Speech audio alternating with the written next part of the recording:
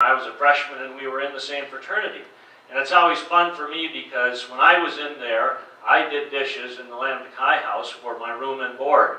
Whenever I hear Dennis tell the story about doing dishes, I always think to myself, he was doing someone else's dishes while I was doing his dishes. And it was a privilege to do his dishes, and it was a privilege to work my way through school, and I really loved it. We're here because we're running for governor of South Dakota. It's a terribly important time in our state's history. If you look back in South Dakota, there are two very distinct kinds of governors. There are the governors who were more presiding officers, who tended to sit back and allow things to work out and really didn't have a policy agenda. And then there are the more aggressive leadership style of governors. I think of people like Bill Janko, George Mickelson, Dick Knipe, Peter Norbeck. Those were aggressive leaders in South Dakota who happened to come along at a time when we really needed that kind of leadership. I think throughout this hour today you will see two very distinct styles representing the kind of governors we will be. I will be an aggressive leader type of governor, and I believe that Dennis would be a different kind of a governor. I'm running for office because I have a belief in certain issues. We need to reduce the size of government, and I've tried to do that, and I'll do it as governor.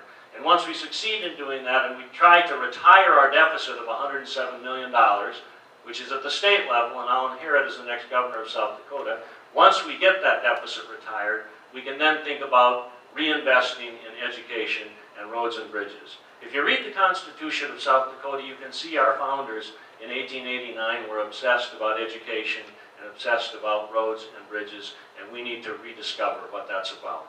But this administration has a set of priorities that I don't agree with, and I'm not sure you agree with either. There's a place in the Black Hills called Valhalla, which appears to be a private retreat for the governor and lieutenant governor of South Dakota. Last time I checked, Custer State Park is owned by the citizens of South Dakota and not by any individual.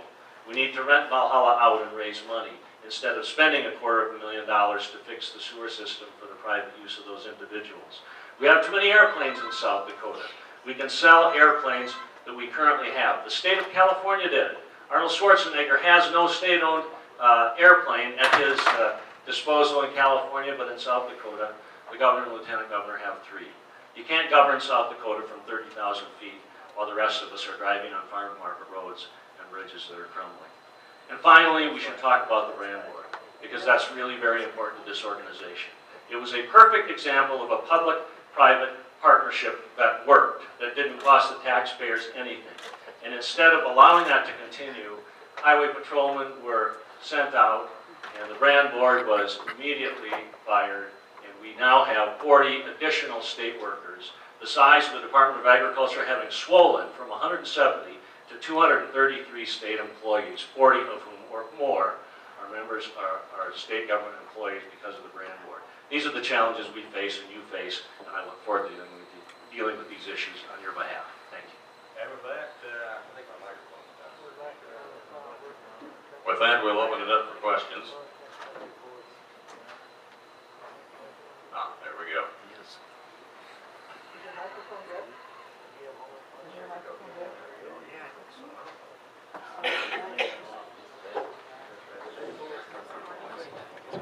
This one is. This works. Thank both of you guys for coming here. I guess we had a brand committee meeting this morning, and I was asked to ask a question of both of you. And if elected governor by the voters of South Dakota, would you support the election of the state brand board members by the livestock producers of South Dakota? I guess a simple yes or no is yes. The answer is yes. Ryan Maher had a bill similar to that in the Senate, and I was happy to support that bill at that time. I think we need to immediately investigate whether we should go back to the system that we had and seem to work well. Thanks for the question. I'm aware there was a bill last year in the session that, as Senator Heidecker mentioned, did not pass. I guess I would want to hear more about both sides, why it did not pass. I know there was some concern about the costs. Some estimate about $40,000 to conduct the periodic elections. But there again, it may be that the finances are there within the brand board to finance that. I'm open to that notion. I'd be open to looking at it. I think the main thing we want to look at is you want a brand inspection program that is a quality program for the lowest cost possible. And so long as our objective is that, it doesn't matter to me whether the stock growers conduct the brand inspection or employees of the brand board conduct the brand inspection. The main thing is keeping the costs down and keeping the quality high. Right now, South Dakota has the second lowest brand inspection charge among the states that do brand inspections. I think Nebraska is lower than ours, it's 70 cents a head. Ours 80 cents a head. So long as we can keep costs down, if we can improve quality by going to the stock growers, I'm all for it. If we can cut costs and maintain quality by going to the stock growers or any other organization that could do the brand inspection as a private contractor, I'm for that too. The main thing is keep the costs down, keep the quality up. Let's take the next question.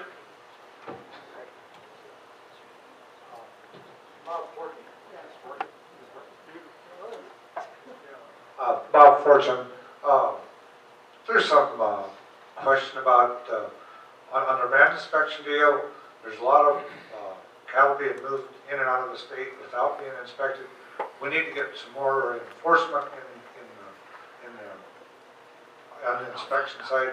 That, I've been up and down the road just all my life. I've never been stopped on a load of cattle. And I think we need spot checks. I just wonder how your stance is on that. Thank you for the question. As I understand it, right now we have 2 investigators that investigate claims of wrongdoing in connection with brands. There was some suggestion made recently, I know, and maybe there's some legislation being considered to move the investigators underneath the